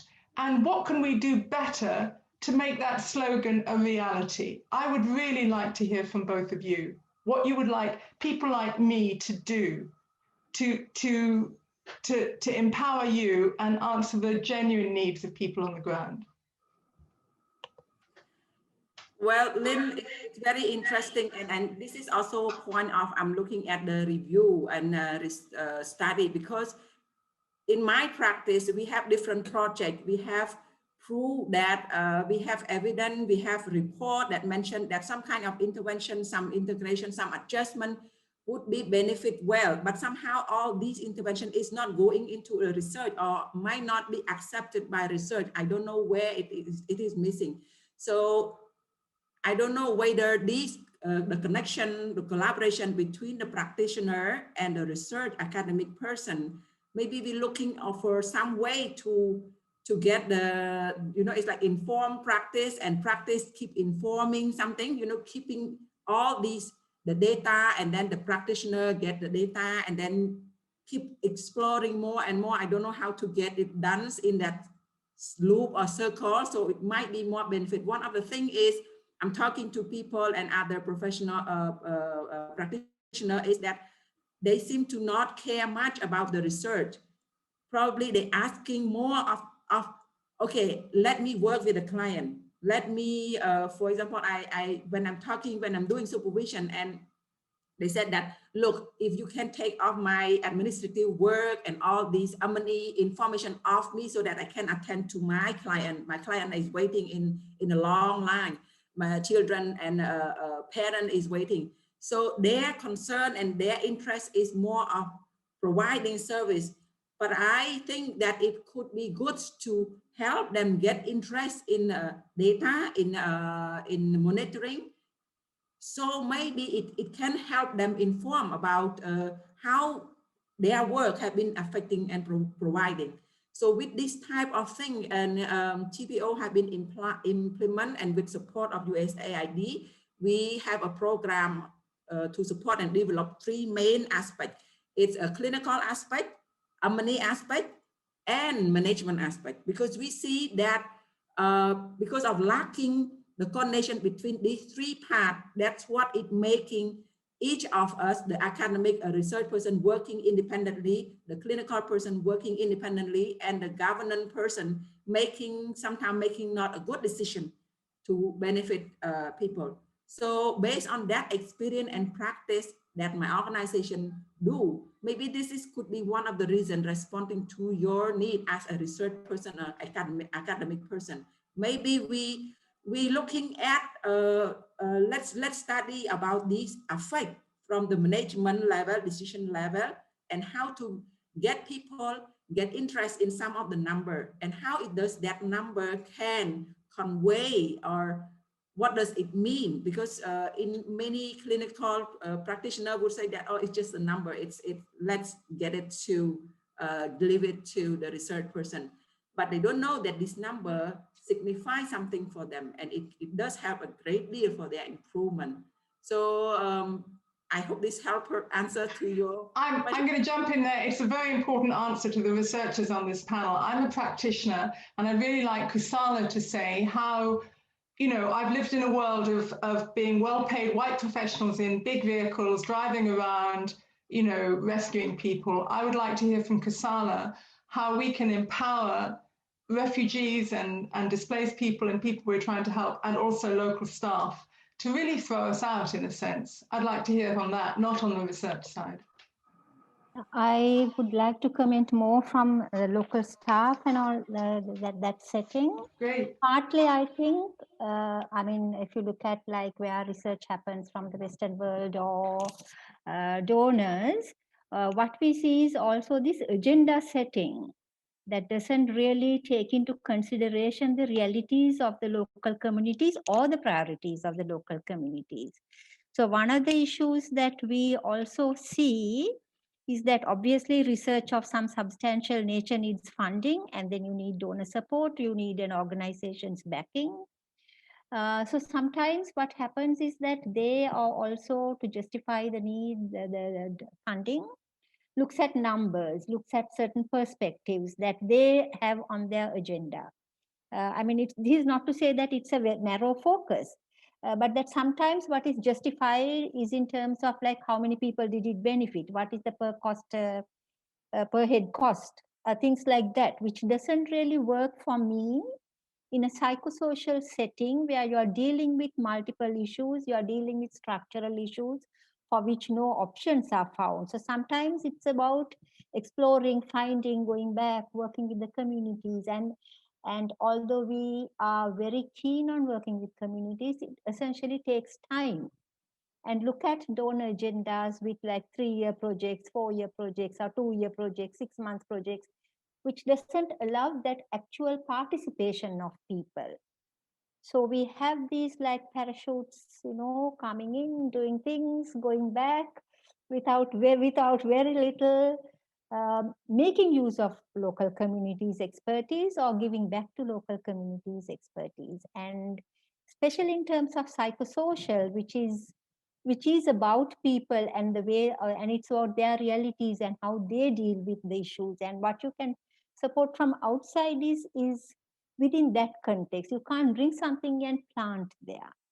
So for that to take, that kind of conversation to happen, that dialogue to happen, it needs time, it needs interest to learn, it needs humility to work with people, take from them. So I find that unless they are obviously practitioners who have come with that understanding, sometimes it doesn't happen that way, or most of the time, especially with donors, it doesn't happen that way. Thank you, Kusala. I just dare here to say that a lot of the points that has been raised here, such as the lack of, and even the report, the review has pointed out the child participation, the lack of child participation, lack of cultural understanding and engagement. And the panelists are repeating this often and over again. But I wonder that I think this is an old issue. Coming even from before the guidelines, identifying the guidelines as well. And we keep repeating and acknowledge that, yes, there is still a lack of it. And I wonder why, if we ask ourselves why this happens. Can I also raise please, Kusala, go ahead. a question more? And I also want just to say here, Kusala, to the also the panelists, we have a lot of very good comments and reactions and questions from the chat. Feel free to pick them up and also reply to them. Go ahead, Kusala. What I just wanted to make a brief comment on also was that, when we look at like parenting and children, or especially parents with mental health issues or has been subjected to violence, we know the stresses of that, we know all of that. But I also think there is scope still, because I have worked in situations where neither parent nor the child gives up, despite all these stressful situations, despite sometimes harsh parenting.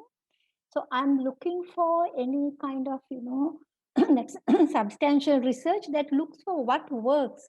What is, I mean, rather than look at the deficiency of, what is not happening in these very stressful situations, what is it that makes it going for the child and the parent, or children and parents, and how they're supported in the communities. So I think looking for that kind of positive understanding, I'm not to like, whitewash the issues, but to look at what really works in terms of like even relationship building, relationship maintaining, how do children deal with those stresses, continue loving the parent, or trust building with the parent if the parent has issues, because those relationships are not totally broken. So that is something I think we can also focus on. Great, thank you, Kusala. Alastair. I wanted to come in. I'm going to channel my mother, I think, actually, who always encouraged me not to take sides in an argument and sit somewhere in the middle. So I wanted to confess, when Mike speaks, and Lynn reinforcing this, part of me is hugely persuaded about the challenges to beat off West is best local indigenous knowledge. And yet I also hear Kusala saying we want to know what works, and what's the evidence base from global knowledge, and that's the wrestling, isn't it? So I just wanted to reflect two thoughts of why the notion of an evidence base, a generalized evidence base of what works in what sort of situations might be useful. And one is just the political economy and the pragmatism of aid. And Lynn has hinted at this, what do we need to mobilize to get donors or agencies to do the right things? And we could We could argue we have to hold our noses with the epistemology of it. We don't really want to do it. We think, but we're going to do it because that's the way we're going to get USAID funds. We play the game. And that might be one of our thoughts. The other, which is more epistemological, is that there must be something that's generalizable. The whole point of this conversation today is that we're sharing across diverse experiences, and it's wonderful to hear of others, but we're trying to discern some principles or some ideas or some foundation for us to generalize. And Ken was hinting a bit at this. So it's not just taking an intervention and duplicating it, but what's our understanding of what we want from outside of a situation? How do we package, going very much to that last question from Correa, you know, to understand what works? How do we want to approach that so we're not positivistic, we're not just saying one size fits all? How do we engage in that demand for evidence base without falling into the trap that Mike and Lynn and others have reported so strongly of completely disempowering local voices and local knowledge? That seems to be one of the challenges that we've been wrestling with during the call. Mike? With my mum, I'm sitting in the middle, pointing out the dilemma rather than trying to solve it.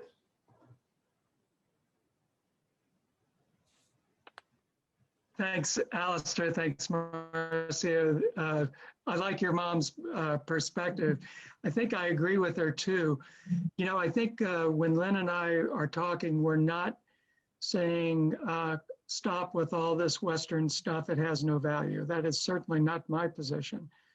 But I think what we have is a process where the power is controlled by people in the global north and by NGOs that are responding to donor pressures rather than to the needs and felt priorities of local people. One of the most enduring lessons of my work, decades of work, has been from Angola, where people talked a lot about the importance of understanding Angolan cultural practices. So they actually documented some practices such as spiritual cleansing, spiritual healing for former child soldiers who had been around dead people and who were believed to have a communal affliction, not an individual affliction of being haunted by the spirits of the dead. But when they brought that information back, they didn't say, well, clearly we're just going to switch over and do this more locally grounded, culturally important material approach. They said, no, they said, every culture is incomplete. Every culture has value to add.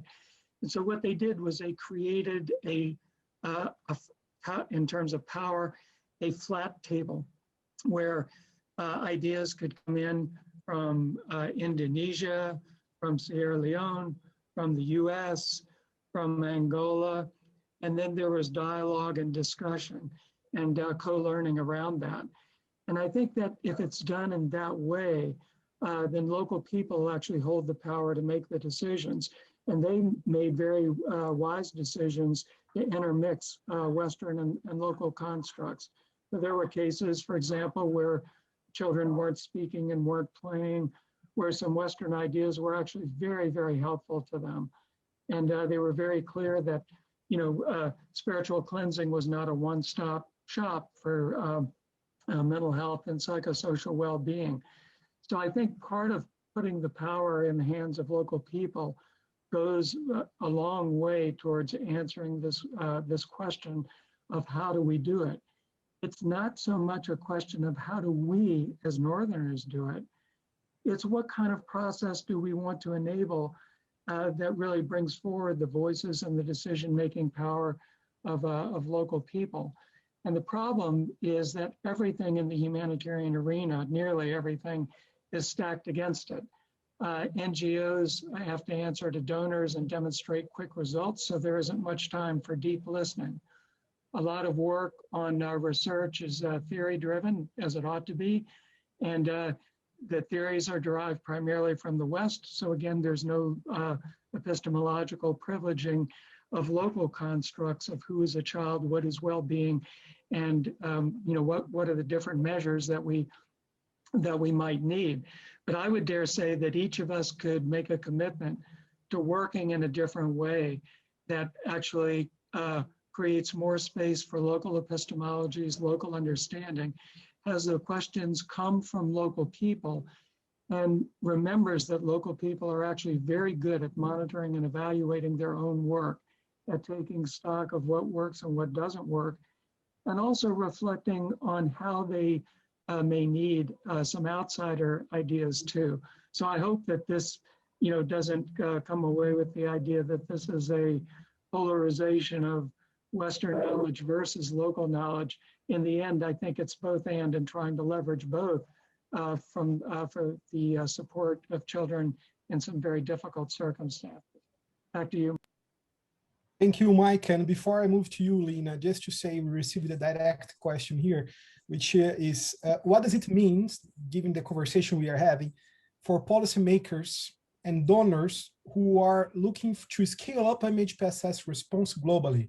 So how all this conversation we are having relates to that as well. So Lena, over to you.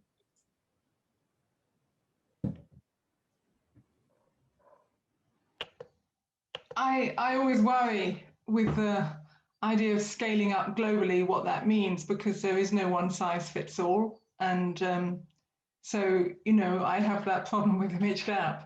You have to constantly adapt it. I find it very difficult. I don't do it to give MHGAP lectures across the world, and yet we have a universal slide set, but that's a whole other discussion, but it's a good example. I wanted to put my hand up because there is a quite controversial point in the research. I mean, it's not the people who put this together who made the point. They cite the research, and they cite two perspectives. One of the things they say is we should not fund. There's evidence to show that it's a bad thing to give money, unsustainable funds, to community health workers. Possibly we should fund the community. And yet for me, that is a crunch issue. And one of the reasons I have given up working for big NGOs, took a job for no money at all in Belize for 2 years, is because I wanted to work for local staff who were paid and not be paid. I mean, they paid I had housing and so on, and reverse that pyramid where we come in with vast amounts of money and then we say, paying you to do a job that I am paid to do in my country, for instance, run a mother and baby group, which is not done unpaid in this work. If I pay you to do that job, it's unsustainable and it will create division in the community, so you can't be paid. And that's just disgusting. And we should be looking at funding models that put power, which means finances, in local people's hands, and then say, well, we've got this money. Okay, have a discussion with the community how you spend it. Of course, you have to look at models of spending. But the idea that we ask volunteers to work for nothing, to do jobs we would never do for nothing ourselves, while we are heavily paid to be there, is just wrong. And that to me, I mean, I hope that somebody else would bring it up. That to me is a major part of decolonizing what we do. And I'd love to have other people. And it seems to me the report goes the wrong direction in that it seems to suggest that's a bad idea. Thank you so much, Lena. Ken, I don't know if you want to jump here.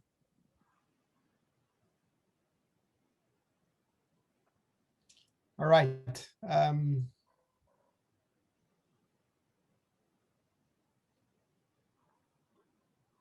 Would anyone like to just reflect a question made partly by what Lynn was saying there, again, to just feed it back into the discussion. It was in the comments. The field of whatever we are was sort of more acute emergencies in the sense of, humanitarian relief and so forth.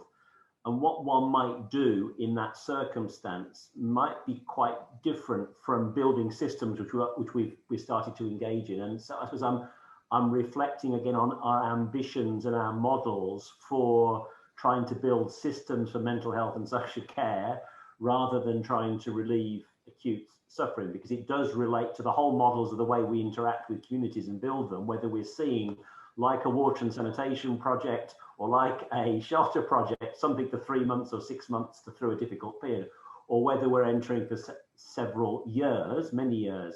And the field has grown up with chronic crises and with an expectation, probably justified, that needs are going to be around for a long period of time and that our models need to be different. And yet some of our thinking is still around that emergency response funding, humanitarian short-termism. And I think that also creates a little bit of this clash of approaches and timescales and ways of operating.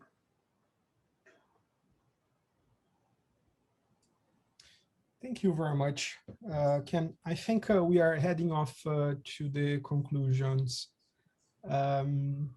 I want to check here if the panelists would like to go in a quick last round of final comments. And before people leave, Ananda, he just shared a link, an exit survey that really help us to improve webinars, especially this critical dialogue today. So it's very important to get your feedback.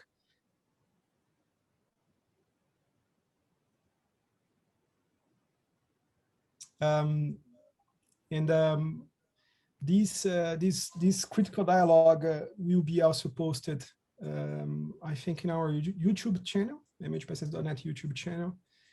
And yeah, I want just to, when I say now, big thanks to all panelists. And I really wish we could be here at my house. I know Brazil is not the best place at the moment to be, but I would love to have you all here and be opening, perhaps having the third cup of tea or opening the fourth bottle of wine and continue this lovely conversation. While this is not possible, at least we are able to be together and feel closer here in this process of dialogue.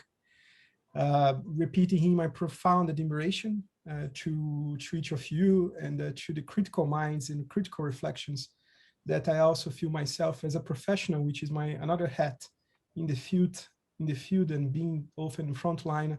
I feel so much identified with a lot of the questions that has been raised. And I'm really glad that we have this mechanism of being able to share those comments, and we can see here in the chat box how that resonates to people all over the world. You know? So I just want to now ask each of you to give your final remarks, and again, thank you very much for that.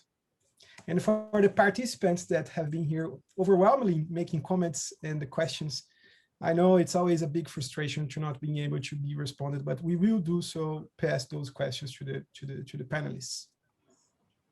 Is it okay if I'm going to have to run in a moment. So I'll wrap up quickly if that's okay. First off, I've just been loving the chat box. I keep reading through and trying to keep up. And if I don't respond to comments that people have made specifically to me, I'm sorry. I'm just trying to keep up with everything. Wonderful group of panelists. It was really a joy to hear your thoughts and your comments, but also a wonderful group of participants making really thoughtful comments. I guess I would conclude by saying that this last year, you know, we were running a randomized controlled trial with lots of focus groups of this, you know, mindfulness-based parenting and parent support intervention in Lebanon, North Lebanon, when the pandemic hit.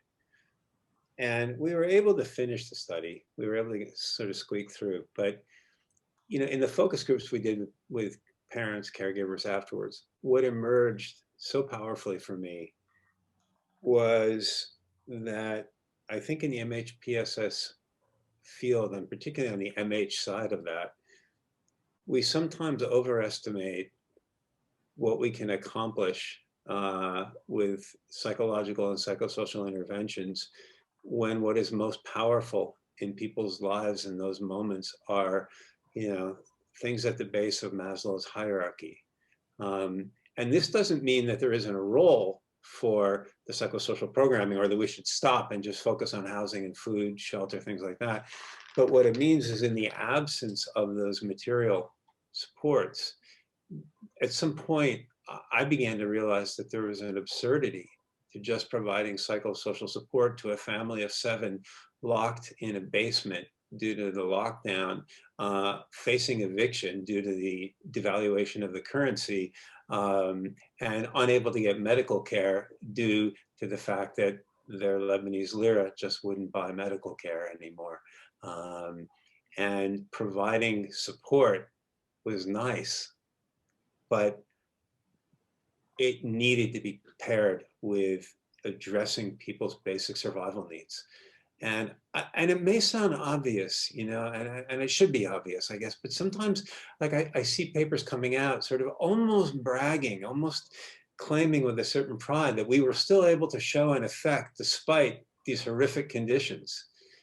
And I'm not that interested in the fact that we could do that. What I'm really interested in is, can we start integrating and combining forces? You know, like right now, I'm partnering with another group. They want to do a primarily kind of an economic intervention, but they want to do parent support in addition to it.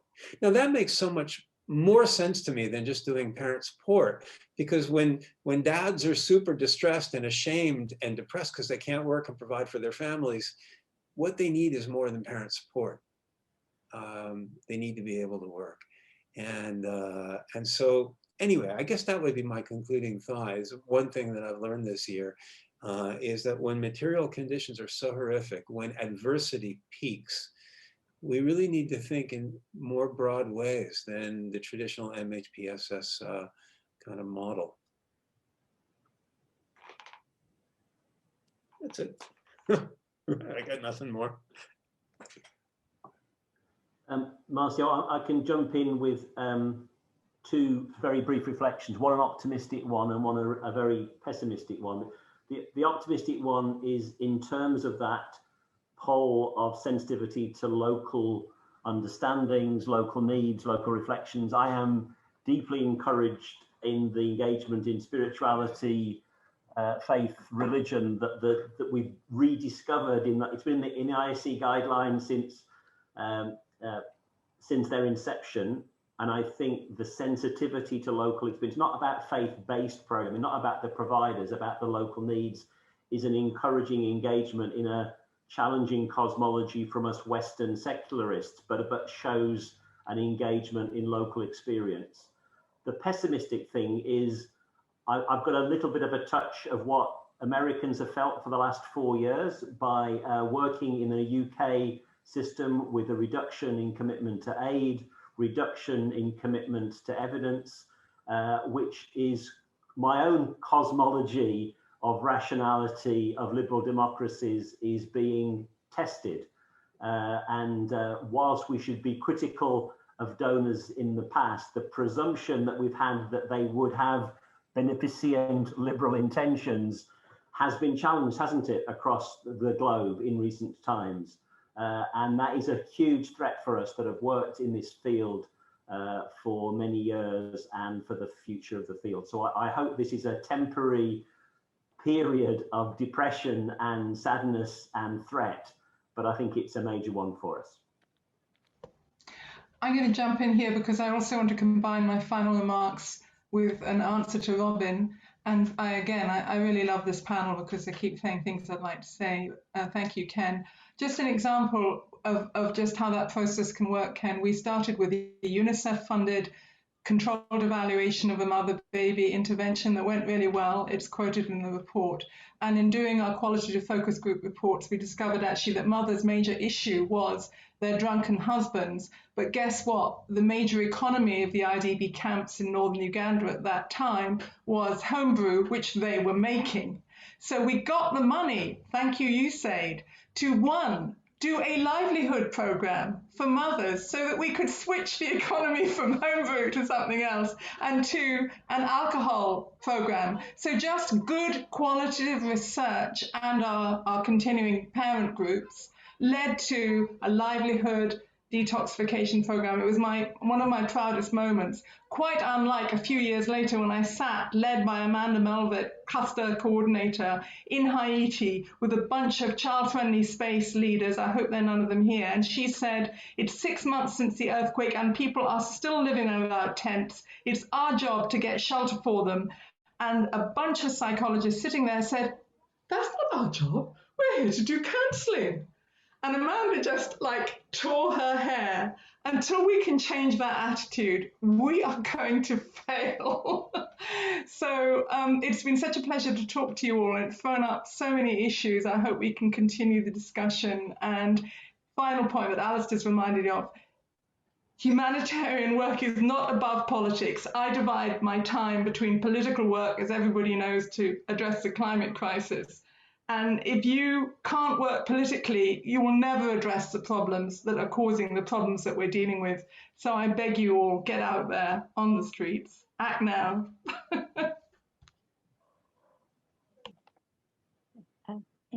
Go ahead, Mike. Yeah. No, please go ahead, Casella.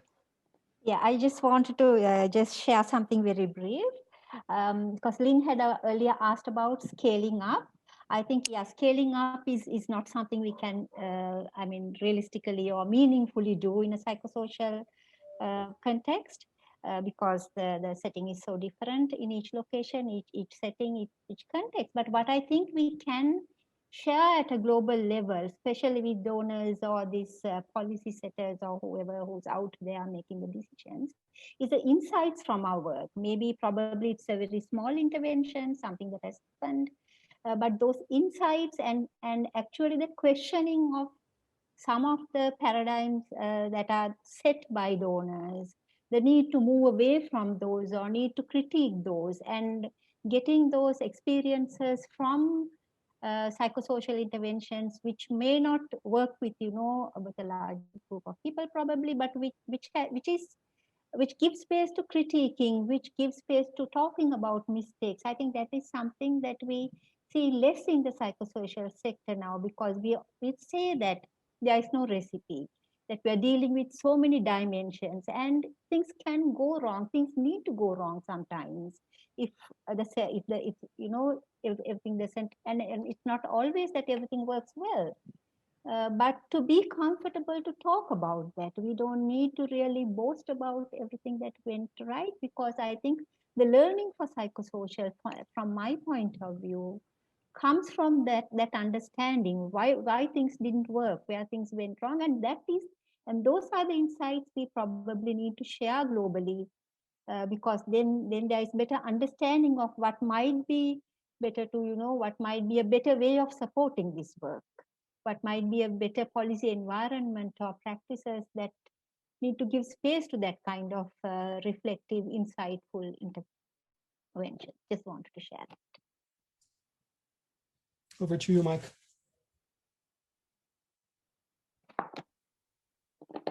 Thank you for that rich reflection. I just wanted to express my genuine appreciation for this dialogue. I mean, it's humbling to think about all that we don't know.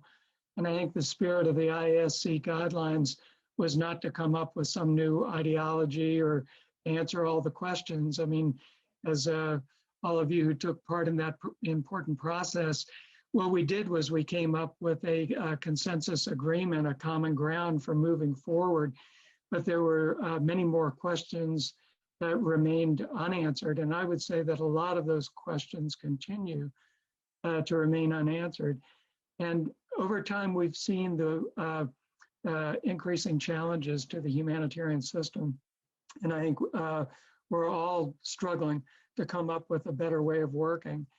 And part of what I feel from this particular conversation is that we're at least willing to express divergent points of view.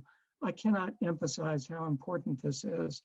Doing great humanitarian work is really about making hard choices. It's about, doing things sometimes in ways that are inconvenient for powers that be. And I think too much of humanitarian work has been guided by what's convenient for donors, what's convenient operationally for agencies, and what's convenient for us, like us, people from the global north acting as experts. We need to turn that model on its head. And I think the way that we do that, of course, requires action, but any good action stands on a lot of critical dialogue and co-learning. So I'm very honored to have been part of this discussion today, and I hope it's the beginning of an ongoing critical dialogue. Thanks very much. Thank you, Mike. Fennett.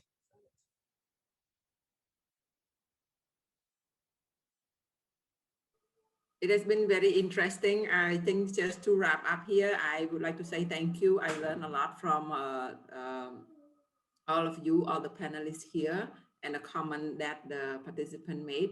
I hope that all of us will take at least one point from this discussion, look at that, and then make sure that these takeaway point that each of us get, put it into practice, make it a loud action. Thank you. Thank you, Fanet. So I just want to give a very brief final words to Leslie. Hi, everyone. Thank you so much. This was really an amazing and thoughtful and thought-provoking discussion. And I know that Zeinab has had to go on to another meeting, but I just wanted to reflect that I think there's so many interesting challenges that the discussion has raised, challenges around humanitarianism, and many others. But what I'm actually feel that we are in the world is more challenges about how we view humanity and how do we view humane approaches. And I think what we work with in MHPSS is so much about humanity, dignity. How can we be more humane within families, within communities? And that is so much of a question in the world today, with all of the various movements and all of the things that have happened in the last year.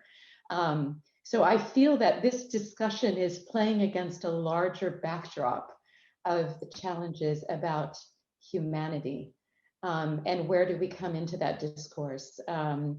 So I just wanted to say that, because I think the ways that we work are very important, and who we are, the language, everything that has been expressed is very important. And although I live in Europe, I am American, and we do like happy endings in our movies and things. So I would like to say that I can't imagine a more wonderful, thoughtful group of people to be on a journey with towards more humane approaches than the group here. So thank you so much. Thank you so much, Leslie. I say the same to you. My profound gratitude to everyone. Hope and we will, as each of you know, from time to time we knock the door and say, hey, can we have you again at this occasion or that occasion? So thank you, Mike, Lynn, Fanet, Kusala, Lastair, Ken, hoping that we can meet together again in person somewhere as soon as possible, which will mean that we have gone to this crazy moment we are facing in the world.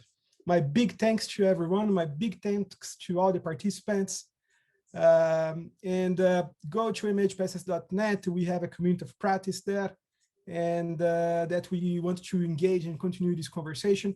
This session has been recorded, and it's on also our YouTube channel. As we say here in Brazil, a big hug to everyone, and see you next time.